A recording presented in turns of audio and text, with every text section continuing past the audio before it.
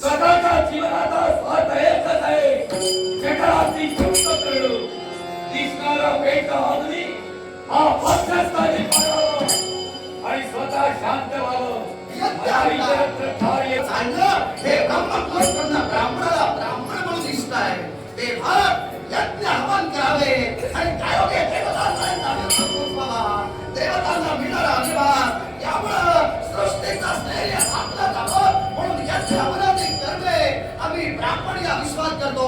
मग सांग, आमची ब्रह्म कर्मे खंडित करण्यासाठी तू तुझ्या जीवनाची वाटचाल करतोय. ब्रह्मतेजानं या विश्वाच्या ठिकाणी यज्ञ करावे आणि या यज्ञाची आहुती या विधात्याला द्यावी, जेणेकरून विधाता तुम्हाला असे वचन देईल, तुमचं जीवन सुखमय होईल. हे तुमचं कर्म झालं, तुमचं कर्तव्य झालं. जन्माला जो येतो त्याने स्वतःचं कर्म करावं. सर्वस्वीच्या या विश्वाच्या ठिकाणी चालणारे यज्ञ बंद करण्यासाठी माझ्या उदराची भूक फक्त यज्ञानं भागत असते. तुमच्यासारख्या महत्वाची यज्ञ करावे आणि त्या यज्ञाचा अभिमान माझ्यासारख्या त्या पापपुरुषानं करावा. अर्थात त्या विश्वाचं सर्वश्रेष्ठ पाप तुझ्या समोर ते तुझ्या जीवनाला ग्रासू नये असं तुला वाटत असेल, या क्षणाला या काळाचा त्याग कर. हे 3 अग्नी प्रज्वलित आहे, हे 3 यज्ञ समरत आहे. अर्थात हे 3 यज्ञ तू सुरू ठेव. एवढे सुरू आहे की याच्यापेक्षा अन्य आहे. या क्षणाला तरी 3 यज्ञवेदी खेळाडूंना भेट देत आहे. आणि त्या यज्ञवेदीच्या ठिकाणी तू आहुती देण्यासाठी तत्पर करतोय. आणि माझ्या मनाच्या ठिकाणी चलबिचल का निर्माण झाली, या यज्ञाला पक्षस्थानी पडावं. तू मला रोखण्याचा प्रयत्न करतोय. रोखण्याचा प्रयत्न केल्याच्या मुळाशी कारण शब्द बाहेर पडले की हा अगदी भक्षण करून मी माझा उदरभरण करतोय. पण उदरभरण करणं हा सुद्धा या विश्वाचे यज्ञच आहे. उदरभरण म्हणून हे जाणीचे यज्ञ कर्म असं म्हटलं जातं. प्रत्येकाला आपला उदरभरण करणं म्हणजे त्याला एक यज्ञच करणं. मग उदरभरण करून तू जर यज्ञ करत असेल तर आम्ही खेळ जर आमच्या स्वार्थासाठी झाले तरी अविश्वास काढण्यासाठी हे यज्ञ करतोय. या यज्ञात तुला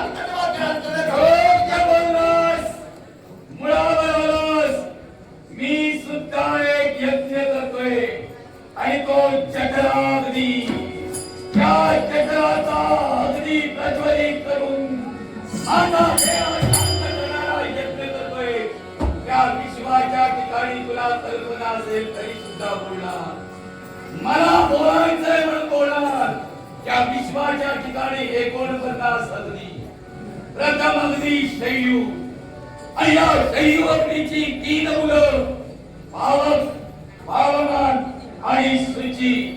या तिघांकडे या विश्वाच्या ठिकाणी कार्य चालतं. पण यज्ञासाठी प्रमुख 7 अग्नी प्रज्वलित केले जातात. हे 4 अग्नी झाले. या 4 अग्नी लौकिक अग्नी, होमाग्नी आणि आहुती अग्नी असे 7 अग्नी तुमच्याकडे यज्ञ प्रज्वलित करण्यासाठी वापरले जातात. हो ना? निश्चितच. मग याच अग्नीकरवी हे विश्व चालत असतं. तद्वत या देहाचा देह शांत करण्यासाठी आणि जगत शांत करण्यासाठी उदराग्नी पेटवला जातो. तो माझ्या उदरात 8वा अग्नी पेटतोय. 49 अग्नी आपापल्या जागी काम करतायत. योग्यतेनुसार, काळानुसार, वेळेनुसार जेवढे गरजेचे होते 7 अग्नी तुला सांगितली. या विश्वाच्या ठिकाणी तुला अखेरचा फळाग्नी देऊ नये यासाठी एकच राहतोय. अत्यंत खबरदार. माघारी जाणारा भारद्वाज नव्हे, ब्रह्मकुलोत्पन्न ब्राह्मण आहे मी. अर्थात माझा कर्मप्रसंगी ह्यांची डोळा नाही. वेळ प्रसंगी मृत्यूला समोर जाईल, पण माझा कर्माशी मी थांबत नाही. कर्म फक्त होमान करणं. या विश्वाच्या ठिकाणी वेद पठण करण्यासाठी खटपटाला तू जीव. तुझी कथा मला ज्ञात नाही अशाचा काही भाग नाही. अरे त्या बृहस्पती आणि ममताचा पुत्र तू ग्रही जन्म घ्यावा लागला. वेद पठण करण्यासाठी एका जन्मी वेद तुला ज्ञात होईना म्हणून मृत्यू मागितलास. असे अनेक जन्म मागण्यासाठी तत्पर केला. ते 3 जन्म पूर्ण झाले. ते तुला देवेंद्राने 3 जन्म दिले. 3रा जन्म सुद्धा पुरे होईना. याच्यासाठी 4था जन्म मागितलास. 100 वर्षाचे 3 जन्म गेले. पुन्हा 100 वर्षाचा 4था जन्म मागितला. देवेंद्रानं तुला सांगितलं हे तुझ्यानं होणार नाही. वेद तुझे होऊ शकत नाही कारण तू अप्रबुद्ध आहे, अल्पबुद्ध आहे. असा तू मतिमंद असताना वेद तुला आत्मसात झाले नाही. 4था जन्म सुद्धा तू केलं काय? फक्त हो तुझ्या येण्याचा उद्देश हे यज्ञ हवन बंद करणं हाच होता. पण तू आता बराच कुठं फिरतोय आणि माझा अप्रबुद्धपणा आणि माझा अधोपणा तू बाहेर काढतोय. आता तू जर मुळात जातोय तर मला जायलाही भाग पाडतोय. माझा आधी तू ऐकून घे. माझा आधी तू ऐकून घे. माझा आधी पहिल्यांदा ऐकून घे. माझं पूर्ण झाल्याशिवाय बोलू नकोस. आता माझ्या अल्पबुद्धीपर्यंत आणि अधोपणापर्यंत गेलास म्हणून बोललो. तर या यज्ञापर्यंत राहिला असतास तर सामोपचारांना मिटविण्याचा मी परोपरीने प्रयत्न केला असता. पण माझ्या वैयक्तिक जीवनापर्यंत गेलास. मी तुला त्याच ठिकाणी थांबण्याचा प्रयत्न करत होतो. याच्या मुळाशी कारण आहे यज्ञयोगे या विश्वात खऱ्या अर्थाने त्याच छाया निर्माण होतात. यज्ञयोगे या विश्वात पवित्र अशा लहरी निर्माण होतात आणि या पवित्र लहरी योगे या विश्वाचा स्थैर्य आणि विश्वाचं संतुलन अबादी अबाद राहत असतं. यज्ञ या विश्वात का महत्वाचे आहे याच्या मुळाशी कारण आहे.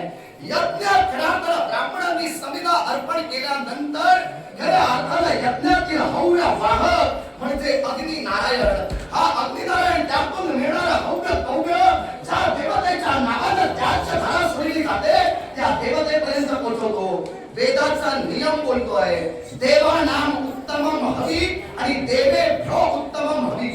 या विश्वाच्या पाठीवर देवतांपर्यंत हविभाग पोचवण्याचं कार्य अग्नी नारायणानं केल्यानंतर या विश्वात त्या अग्नी नारायणाच्या योगे देवतांची शक्ती वाढली जाते आणि त्या योगे या सृष्टीचं स्थैर्य अबाधेवर राहतं. या यज्ञ कर्मामुळेच मुबलक अशी पर्जन्यवृष्टी या विश्वात पडली जाते.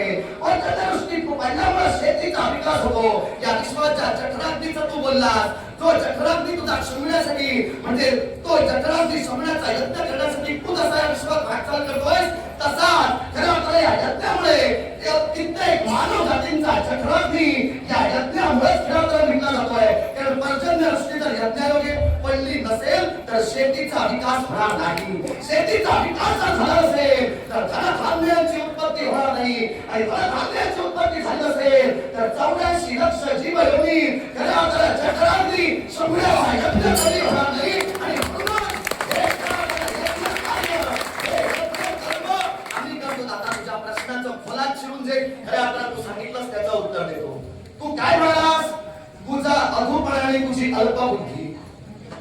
3 जन्म देवेंद्रराज देवेंद्रांकडून मी मागून घेतले. 3 जन्म देवराज देवेंद्रांनी मला दिले. याच्या मुळाशी कारण होता मी 3 जन्म का मागून घेतले याचं पहिल्यांदा तुला स्पष्टीकरण देईन. ज्यावेळी माझा जन्म झाला त्यावेळी माझी आकलन शक्ती ही दुबळी होती. ज्यावेळी माझा जन्म झाला तेव्हा माझी ग्रहण करण्याची शक्ती ही कमी होती. तेव्हा या विश्वात ब्राह्मणाचा धर्म बोलतोय. ब्राह्मणानं वेद व्यासंगी व्हावं, ब्राह्मणानं वेद वक्ता व्हावं. आणि म्हणूनच हाच ब्रह्म धर्म साकार करण्यासाठी मी खऱ्या अर्थाने एका आश्रमात दाखल झालो. या आश्रमात मला दाखल कोणी केलं तर भरत राजांनी केलं. भरत राजांनी त्या आश्रमात मला दाखल केल्यानंतर याच आश्रमात 7 वर्ष वेद वेदांगाचा अभ्यास करण्यासाठी मी कसोशीनं प्रयत्न केले. पण शेवटी झालं काय? वेदांचा अभ्यास मला रोजेना समजेना. आणि त्यामुळे काय झालं तर देवराज देवेंद्रांची मी भक्ती केली, देवराज देवेंद्रांची तपश्चर्या केली. त्यामुळे देवराज देवेंद्र प्रसन्न झाले. आणि देवराज देवेंद्र प्रसन्न होऊन त्यांनी सांगितलं भरतराज बोल बोल तुला काय हवंय. त्यावेळी मी त्याला सांगितलं मला 3 जन्म द्या. 100 वर्षाचे 3 जन्म द्या. या 3 जन्मात हा भारतवर्ष वेदांचा अध्ययन करेल आणि वेद व्यासंगी होईल. तेव्हा खरं ते 3 जन्म देवराज देवेंद्रांनी मला दिले. आणि 3 जन्मात 100 वर्षाच्या त्या 3 जन्मात या भारतवर्षानं वेद आकलन करण्याचा कसोशीनं प्रयत्न केला. पण 300 वर्ष कधी गेली कळलं नाही. 300 वर्ष जाऊन सुद्धा वेदांचं परिपूर्ण ज्ञान भारतवाज अवगत करू शकला नाही. 3ऱ्या जन्माच्या अंतीचा कालावधी देवराज देवेंद्र आले. आणि देवराज देवेंद्रांनी सांगितलं तुझं इच्छित साध्य झालं का? त्यायोगे देवराज देवेंद्रांनी काय केलं तर गोमातेला असणारी माती ही माती आपल्या हातात उचलली आणि ती माती गोमातेवर फेकली. त्यायोगे 3 मातीचे ढिगारे निर्माण झाले. त्यातील एका ढिगाऱ्यातील माती उचलली आणि सांगितलं भारतवाज या मातीचा एक कण म्हणजे वेद आहे. तेव्हा माझ्या हातात जेवढी माती आली तेवढाच तुला वेदांचा अभ्यास पूर्ण झालेला आहे. त्यावेळी मी 4था जन्म त्यांच्याकडून मागून घेतला. या 4थ्या जन्मात तरी माझं इच्छित साध्य करण्याचा मी प्रयत्न करेन. पण या 4थ्या जन्मात खऱ्या अर्थानं मी वेदांचं ज्ञान आकलन करण्याचा प्रयत्न केला. आणि त्यामुळे काय झालं तर सावित्राग्नी नावाचा यज्ञ मी केला. या सावित्राग्नी नावाच्या यज्ञाचं फलित हे वेद वेदांगाच्या अभ्यासा एवढं किंवा त्याच्या ग्रहणशीलते एवढंच खरं अर्थानं ग्राह्य धरलं जातं. आणि म्हणूनच त्या सावित्राग्नी यज्ञायोगे वेद व्यासंगी हा भारतवाज झाला. मी वेद वक्ता या पदापर्यंत पोहोचलो. तेव्हा माझ्या अल्पबुद्धी दुबळेपणा हे शब्द जर भारतवाजासाठी वापरत असतील तर तो तुझा मूर्खपणा ठरला.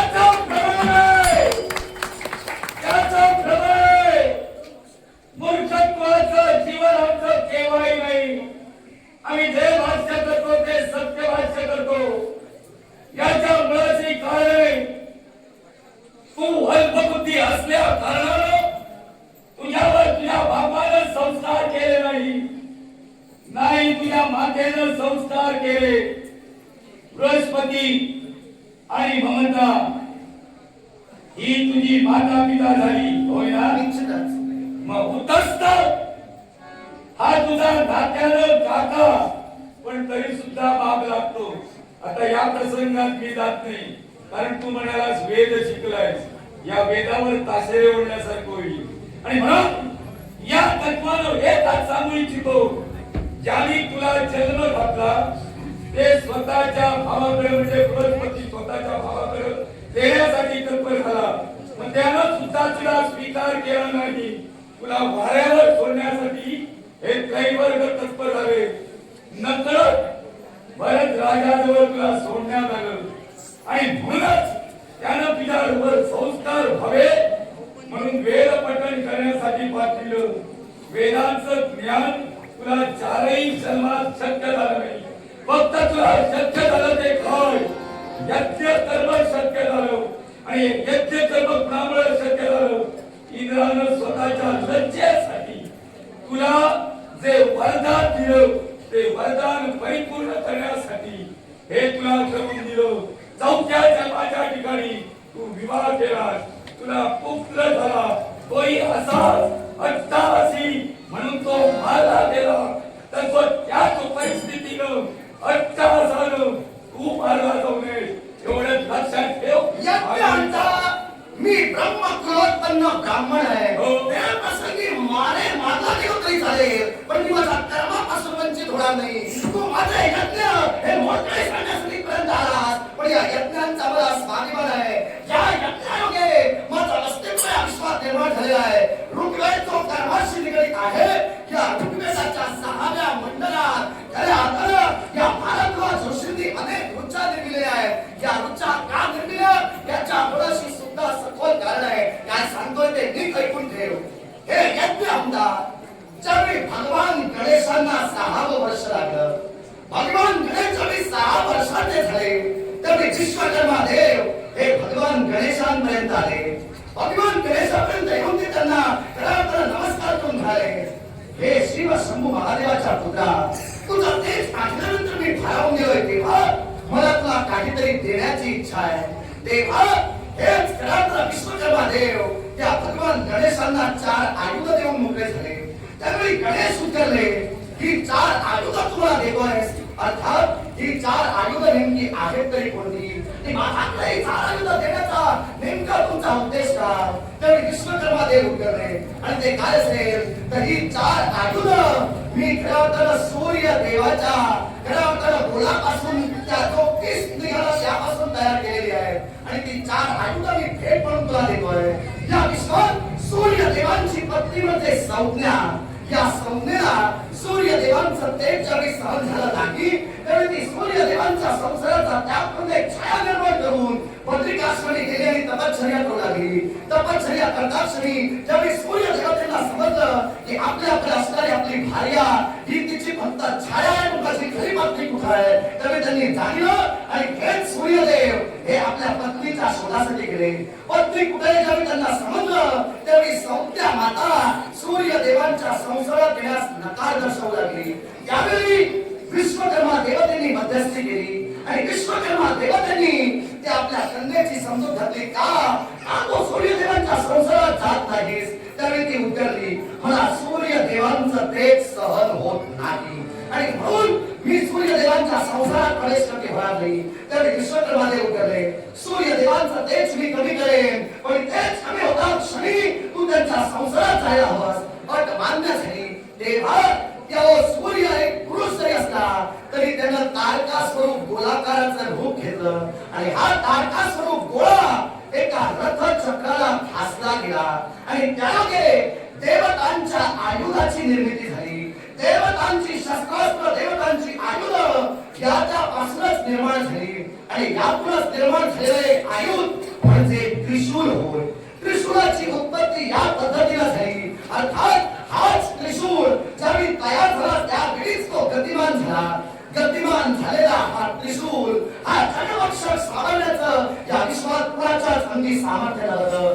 पण हा जगभक्षक प्रथमतः याची गती कुणी खुंटीत केली हा जगभक्षक प्रथमतः पुढे स्थिर केला तर या विश्वाच्या पाठीवर इच्छा म्हणजे माया या मायेनं 10 अवतार घेतले त्यातलाच एक अवतार म्हणजे पराशक्ती माता या पराशक्तीनं त्या खऱ्या जगभक्षकाची गती कुंठित केली आणि त्या जगभक्षकाला आपल्या हाती दिलं हा जगभक्षक विश्वाचा संवाद करणार होता तेव्हा या जगभक्षकाला स्थिर करणारी आदिमाया म्हणजे ती पराशक्ती माता होती पण हा जगभक्षक शिवशंभू महादेवांच्या हाती कसा आला याच्या मुळाशी कारण आहे शिवशंभू महादेव हे खऱ्या अर्थानं भांग सेवन करून नदीला बसले स्मशानाच्या खाली बसले होते स्मशानाच्या खाली बसले असताना याच पराशक्ती मातेची नजर त्यांच्यावर गेली पराशक्ती मातेची नजर त्यांच्यावर गेली काय गेले तिच्या मनात कामेच्छा निर्माण झाली ती शिवशंभू महादेवांना सांगू लागली हे शिवशंभू महादेवा माझ्या माझ्या इच्छेची तुम्ही परिपूर्णता करा. मी इच्छा म्हणजे माया आहे. तुम्ही प्राकृतिक पुरुष आहात आणि मी खऱ्या अर्थानं या विश्वाच्या पाठीवर तुमचीच खऱ्या अर्थानं तेज आहे, तुमचीच खऱ्या अर्थानं प्रतिकृती आहे. तेव्हा तुम्ही माझ्या इच्छेची परिपूर्णता करा. तर मी तो प्राकृतिक पुरुष म्हणजे शिवशंभू महादेव त्यांची इच्छा परिपूर्ण करण्यासाठी नकार दर्शवू लागले. त्यावेळी सांगितलं गेलं तुझी इच्छा जर मी परिपूर्ण करायला हवी तर तुझ्या मस्तकावर तिसरा नेत्र मला दिसतोय. या तिसऱ्या नेत्रात ब्रह्मांडाचा सुद्धा मला एवढी शक्ती सामावलेली आहे. तेव्हा हा नेत्र जर तू उघडलास तर मी जाळून भस्म होईल. तेव्हा मी तुझ्या इच्छेची परिपूर्णता करू शकणार नाही. जर तुझ्या इच्छेची परिपूर्णता व्हायला हवी तर हा नेत्र तू माझ्या स्वाधीन कर. त्यावेळी त्या पराशक्तीनं आपला नेत्र काढला आणि त्या प्रकारानं शिवशंकराच्या चरणाशी अर्पण केला. त्यानंतर शिवशंभू महादेव उतरले. तुझ्या हाती असणारा विश्वसंवार जगभक्षण हा जगभक्षण जर तुझ्या हाती असेल तर तू कधी माझा सेवक करशील. तेव्हा हा जगभक्षण तू माझ्या हाती दे. तेव्हा इच्छा परिपूर्णतेसाठी त्या पराशक्तीनं तो जगभक्षक शिवशंभू महादेवांच्या हाती दिला. आणि तेव्हा शिवशंभू महादेवांनी पहिली कृती कोणती केली तर जो नेत्र त्या पराशक्तीनं त्या खेळावर शिवशंभू महादेवांना दिला होता तो नेत्र उघडला आणि आधी पराशक्ती मातेला जाऊन भस्म केलं. त्यायोगे पराशक्ती मातेची जी राख झाली ती राख शिवशंभू महादेवांच्या सर्वांगावर एकवटली आणि प्राकृती आणि पुरुष यांचा खेळावर मिलाप झाला. त्यायोगे या विश्वात हे देवतांचं एक आयुध म्हणजे त्रिशूल जगभक्षक. हे जगभक्षक त्या शिवशंभू महादेवांच्या हाती आलं. हे मी तुला का सांगितलं याच्या मुळाशी कारण होतं. तर याच त्रिशूलाची खरी पहिली पूजा ही सौत्राग्नी नावाचा यज्ञ ज्यावेळी मी केला त्यावेळी मी केली होती. या त्रिशूलाला रक्त वर्णांकित धागामध्ये लाल रंगाचा धागा मी बांधला आणि त्यायोगे ऋग्वेदाच्या 6व्या मंडलात या भारतध्वजाला रुचा निर्मिली आणि त्या रुचेयोगे हे यज्ञकर्म या विश्वास आहे.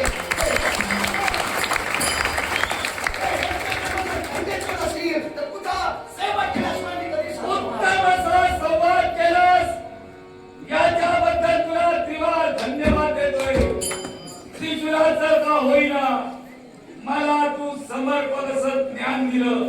कदाचित ते मला नसेल असं तुला असं मी म्हटलेलं नाही. म्हणणार नाही याची मला खात्री आहे.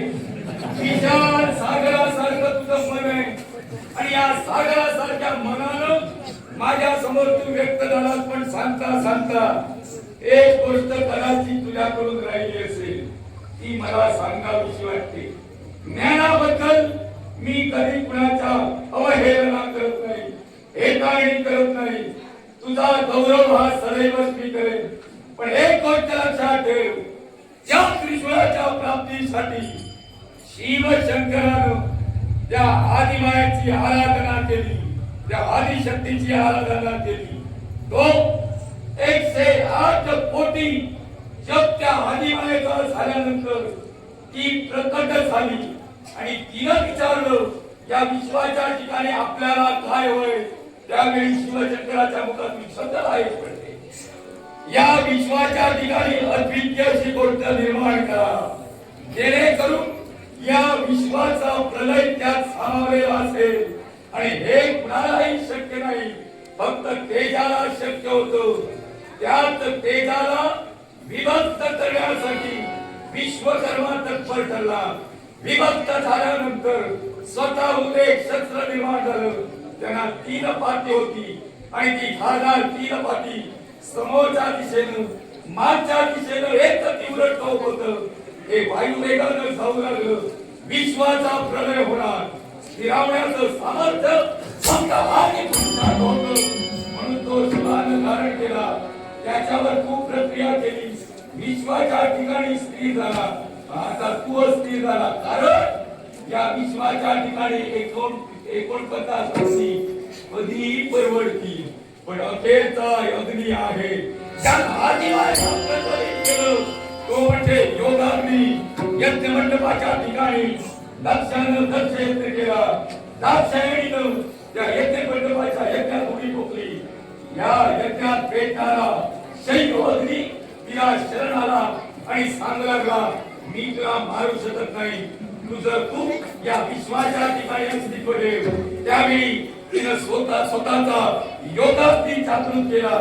योग मायेच्या ठिकाणी असणारी देहाच्या ठिकाणी 7 चक्र. या 7 चक्रांना आपल्या 6 चक्रांना 7व्या स्थानावर म्हणजे मस्तकावर आपल्या मस्तकावर धारण केलं. आणि मस्तकाच्या ठिकाणी असणारं एक कमळ आहे. या विश्वाच्या ठिकाणी त्या कमलाच्या ठिकाणी ज्योत निर्माण केली. अंतरी असणारा परमेश्वरूपी ज्योत मस्तकावर धारण केल्यानंतर फक्त तिचा देह शिल्लक राहिला. हाच देह कोकिळा स्वरूप धारण करून उडून गेला. आणि त्यानंतर कोकिळा व्रत निर्माण झालं. पण त्या आदिमायेचं स्वरूप तसंच राहिलं. या विश्वाच्या ठिकाणी त्या शरीराला घेऊन विश्वाच्या ठिकाणी भ्रमण करू लागले. महाविष्णूने सांगितलं सूर्यामुळं दुसरं शस्त्र निर्माण झालं. याची कदाचित तुला उत्तम माहिती असेल. ते सुदर्शन. या सुदर्शनाचा योगे करून त्या देहाचे 51 तुकडे केले गेले. 51 तुकडे या विश्वाच्या ठिकाणी इतरत्र पसरले गेले. तिथं शक्तीपीठ निर्माण झाली. आणि त्या शक्तीपीठावर यज्ञ सुरू आहे. हे सारे यज्ञ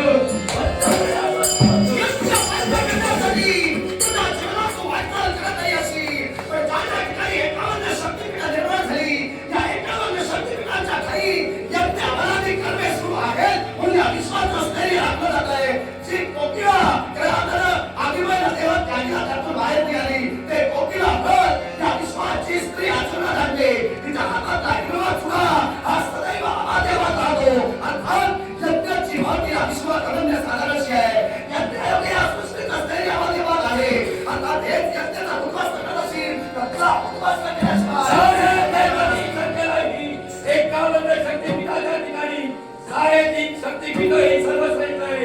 ती गेल्यानंतर 51 शक्तीपीठांचं पुण्य मिळतं. कोल्हापूरची महालक्ष्मी, सप्तशृंगी आणि या विश्वाच्या ठिकाणी असणाऱ्या इतरत्र शक्तीपीठाच्या योगेकरवी, सप्तशृंगीच्या योगेकरवी या विश्वावर परशुरामाच्या चरणाला स्पर्श केल्यानंतर, रेणुकेचं दर्शन घेतल्यानंतर या विश्वाचं ते गणपती पावन होय.